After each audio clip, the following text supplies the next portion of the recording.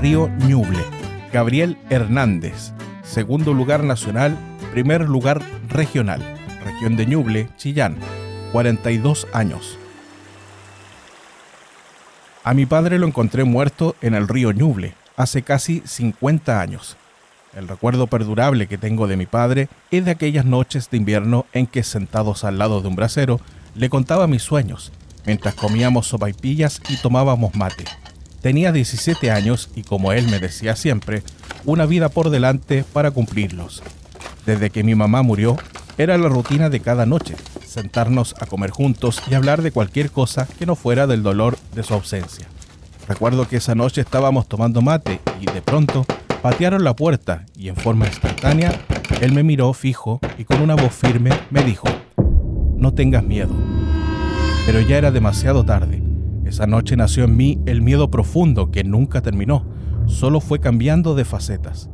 Pasé del miedo de esa noche, de que algo malo nos pasara, al miedo de que mi papá no volviera, y de ahí al miedo a que todo volviera a ocurrir. Como no regresó esa noche, lo busqué durante días, hasta que llegó una vecina y me dijo que había unos cuerpos flotando en el río Ñuble. Mientras corría al lugar, tenía la esperanza de que él no estuviera ahí. Creo que esa esperanza se basaba en una mezcla de inocencia y negación. Aún puedo recordar cómo, desde el puente que está sobre el río, vi varios cuerpos boca abajo, flotando y con claras heridas de bala en sus espaldas. Aún puedo volver a sentir cómo mi corazón se detuvo al reconocer el overol celeste que mi papá usaba en su trabajo y que tenía puesto en los instantes en que se lo llevaron. Recuerdo cómo bajé del puente y me metí al agua helada para darlo vuelta y que volviera a respirar. Con el tiempo he comprendido que fui afortunado al poder encontrar el cuerpo de mi papá en ese río, en comparación con los cientos que aún se siguen buscando. Después que encontré a mi papá, me permitieron enterrarlo en el cementerio de Ñipas, que fue el pueblo donde nació. Recuerdo que hice una cruz de madera, escribí su nombre con carbón sobre ella y pude cavar sobre la tierra que envolvería su cuerpo. Esa noche, después de llegar del cementerio, cerré la casa, llené un bolso con la poca ropa que tenía y tomé el dinero que quedaba del sueldo de mi papá. Compré un pasaje de bus y me fui a Santiago. Necesitaba empezar una nueva vida. Mis hijos muchas veces me han preguntado por mi papá y solo les decía que había muerto cuando yo era joven, sin entregar ningún otro detalle. Quería mantenerlos a ellos al margen del dolor, ampararlos del pasado y que no vivieran contaminados por mi rencor. Rencor contra aquellos que se lo llevaron, pero también rencor contra mi papá por dejarme solo. Ha pasado casi una vida entera y ya no soy el mismo que tomó ese bus.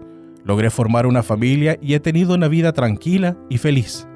Quizás no cumplí todos los sueños, como esperaba mi papá, pero sí he logrado recuperar la paz que perdí.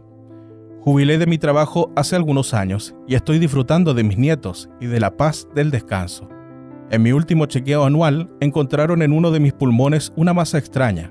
Actualmente estoy luchando con todas mis fuerzas contra un cáncer, porque creo que aún me queda camino por recorrer, pero la inminencia de la muerte me ha hecho revisar mi vida.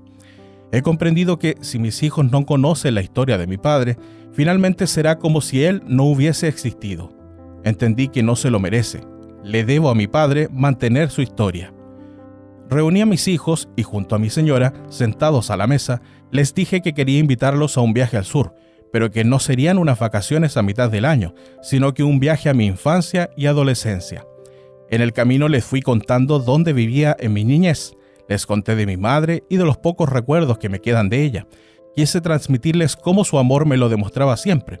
Les expliqué por qué el olor a queque recién horneado me transportaba directamente a ella, pues en aquellas tardes de lluvia, en Chillán, al llegar del colegio a casa, siempre tenía uno sobre la mesa, esperándome. Finalmente les hablé en detalle de mi padre, de lo duro que fue para él perder a mi madre, de cómo durante 5 años tuvo que hacerse cargo de mí. Les conté de la noche en que se lo llevaron y cómo lo encontré en el río. Les conté cómo tuve que enterrarlo. La primera parada fue en el puente sobre el río Ñuble. Reconozco que tuve miedo del recuerdo, pero el paisaje había cambiado tanto que me costó reconocer el lugar donde encontré a mi padre. El río casi no traía agua y había muchos árboles que impedían reconocer el lugar. Mis hijos todo el tiempo se mantuvieron en silencio. Luego les pedí que me acompañaran al cementerio de Ñipas. No me costó encontrar la tumba, pues me bastó cruzar el portal de entrada para que miles de recuerdos se vinieran a mi memoria. Volví a caminar por los mismos senderos y, a pesar del tiempo, la cruz de madera seguía en pie, con claros rastros de humedad y sin huellas de mis letras escritas con carbón. Volví al automóvil, saqué una nueva cruz, esta vez de metal, en la que aparecía con letras grandes el nombre de mi papá. Les pedí a mis hijos que me ayudaran a enterrarla. ¿Qué hice con la cruz de madera? La tengo colgada en mi casa, al lado del sillón donde leo cada tarde. A veces ni siquiera recuerdo que está ahí, pero otras me detengo a mirarla y siento que el tiempo no ha pasado. Al retorno de ese viaje pude cumplir las últimas palabras que me dijo mi papá, pues por primera vez después de tantos años no tuve miedo.